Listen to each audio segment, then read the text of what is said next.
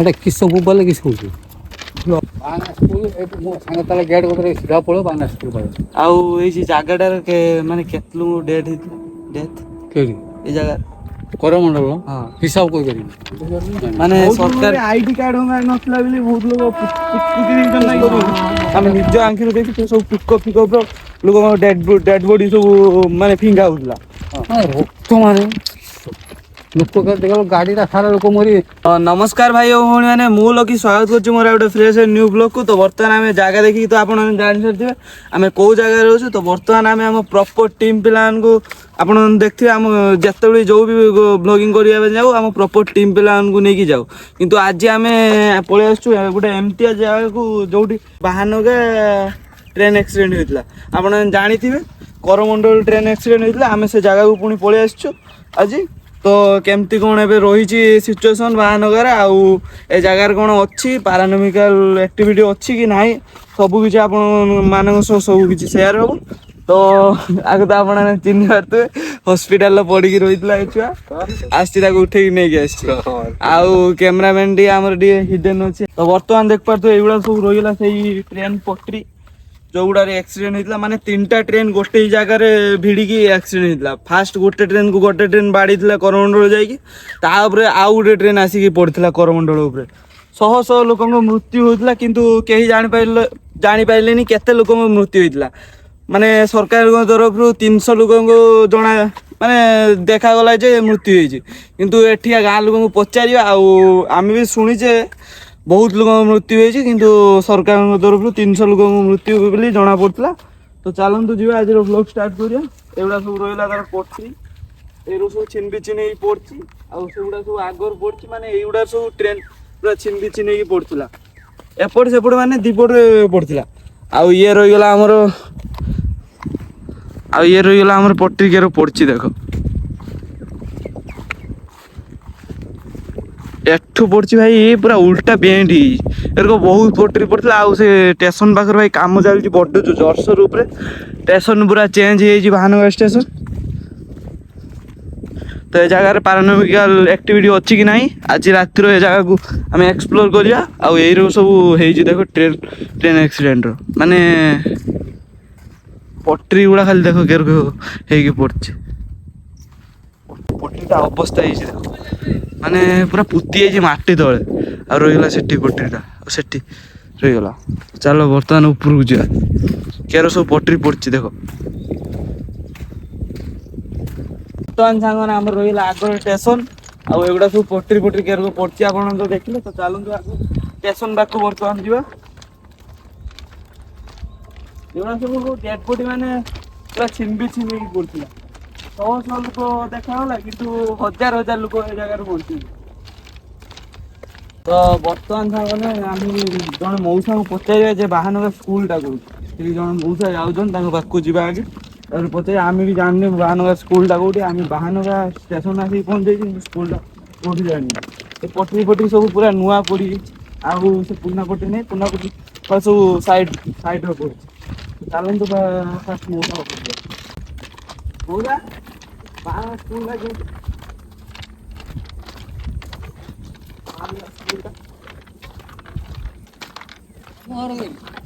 ଆମର ଗୋପାଳପୁର ବାହାନା ସ୍କୁଲ ବାହାନା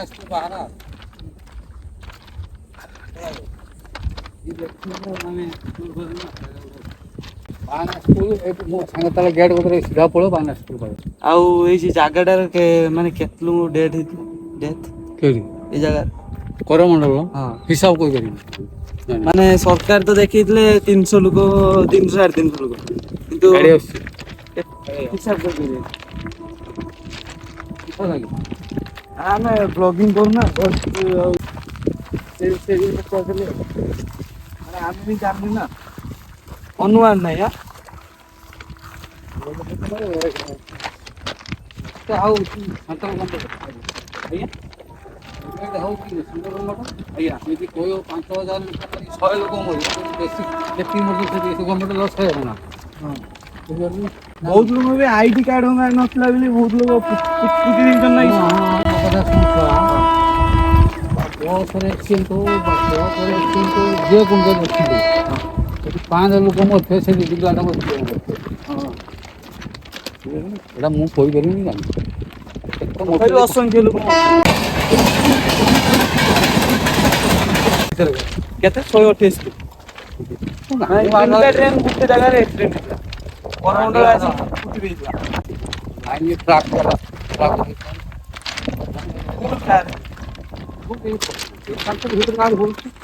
ମାନେ ଏ ଲାଇନ୍ରୁ ଗାଡ଼ି ଥ୍ରୁ ସିଗ୍ନାଲ ଅଛି 1 ନମ୍ବର ଛିଡ଼ା ହେଇଛି ମାଲ ଗାଡ଼ି ଗାଡ଼ି ଥ୍ରୁ ସିଗ୍ନାଲ ତା ଲାଇନ୍ରେ ଛିଡ଼ି ମାଲ ଗାଡ଼ି ପୁରା ମାଲଗାଡ଼ି ଉପରେ ଚଢିଗଲା ତା କରମଣ୍ଡଳ ପଥର ପୁଣି ଆଉ ଗୋଟେ ଟ୍ରେନ୍ ଅଛି ଜଗତସିଂହପୁର ହାଉଡ଼ା ଦଶମୁଥ ହାଉଡ଼ା ତା ଉପରେ ଚଢିଗଲା ସେ ଡାଉନ୍ ସେ ଉପରେ ରହୁଛି ସେଇଠି ରହିଗଲା ଆମର ଇଏ ପାଖର ସେଟା କିସ ବୋବାଲେ କିସ କହୁଛି 4-5 ବର୍ଷ ହେଲାଣି 4-5 ବର୍ଷ ହେଇଛି 2023 ଜୁନ୍ 2 ତାରିଖ ତମେ ଥିଲନି ବୋଧେ ଏଠି ଭଦ୍ରକ ଯାଇଥିଲ ଯେନ ଶୁଣିଲ ଆସିଥିଲ ନା ତା ପରକୁ ନାହିଁ ମାନେ ଟ୍ରେନ୍ ଫ୍ରେନ୍ ତ ବନ୍ଦ ହେଇଯାଇଥିଲା 7 ଦିନ ଜୁନ୍ 2 ତାରିଖ ଶୁକ୍ରବାର ଜୁନ୍ 2 ତାରିଖ ଶୁକ୍ରବାର ରାତି 6:45 ବହୁତ ଲୋକ ମାନେ ଆମ ବାଲେଶ୍ୱର ହସ୍ପିଟାଲ ମଉସା ବିଶେଷ କରିବୁନି ଆମେ ନିଜ ଆଖିରୁ ଦେଖିଛୁ ସବୁ ପିକଅପ୍ର ଲୋକଙ୍କ ଡେଡ୍ ବଡି ସବୁ ମାନେ ଫିଙ୍ଗା ହଉଥିଲା ମାନେ ନିଜ ଆଖିରୁ ଦେଖିଛୁ ଦୃଶ୍ୟ କହିବ ଡେଡ୍ ବଡି ଫିଙ୍ଗା ହେଇକି ମାନେ ଖାଦାନ ଏଇଟା ସବୁ ପୋତି ଦେଇଛନ୍ତି ଇଏ କରିଦେଇଛନ୍ତି ଗଭର୍ଣ୍ଣମେଣ୍ଟ କ'ଣ କରୁଛି ଦବା ହଁ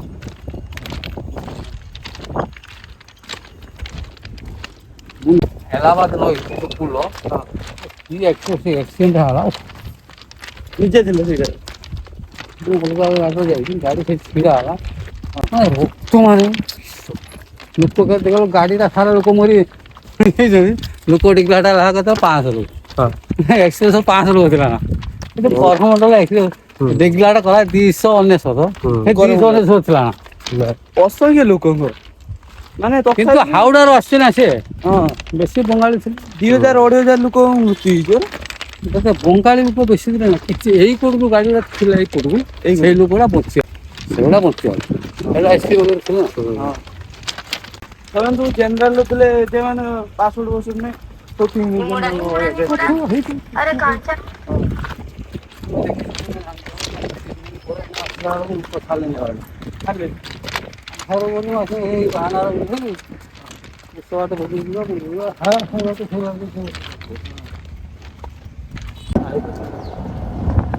ବର୍ତ୍ତମାନ ସାଙ୍ଗମାନେ ଏଇଟା ରହିଗଲା ଆମର ବାହାନ ରାତିରେ ଆସିବେ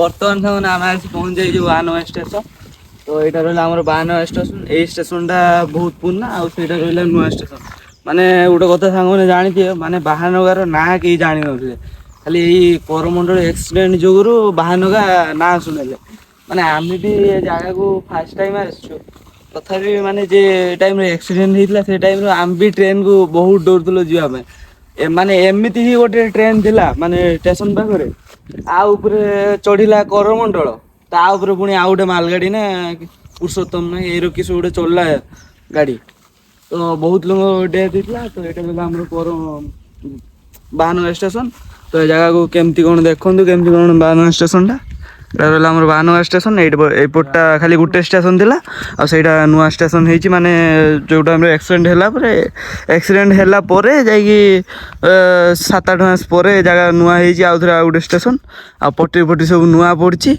ଆଉ ଇଏ ରହିଲା ଆମର ଷ୍ଟେସନ ବାହାନଗାର ପୁରୁଣା ଷ୍ଟେସନ ତ ଏ ଜାଗାକୁ ଆମେ ଆଜି ରାତି 12ଟା ପରେ ଆମ ପ୍ରପର ଟିମ୍ ପିଲାମାନଙ୍କୁ ନେଇକି ପହଞ୍ଚିଯିବା ତ ଭିଡ଼ିଓଟି ଭଲ ଲାଗିଥିଲେ ଗୋଟେ ଲାଇକ୍ ସେୟାର ସବସ୍କ୍ରାଇବ୍ ନିହାତି କରିବେ ଆଉ ଭାଇକି ଟିକେ ଏମିତି ସପୋର୍ଟ କରୁଥିବେ ଯୋଉପରିକି ଆପଣମାନଙ୍କୁ ଭଲ ଆହୁରି କଣ୍ଟେଣ୍ଟ ଆପଣମାନଙ୍କୁ ଦେଖେଇ ପାରିବା ତ ରହିଲି ଜୟ ଜଗନ୍ନାଥ ଜୟ ଶ୍ରୀରାମ।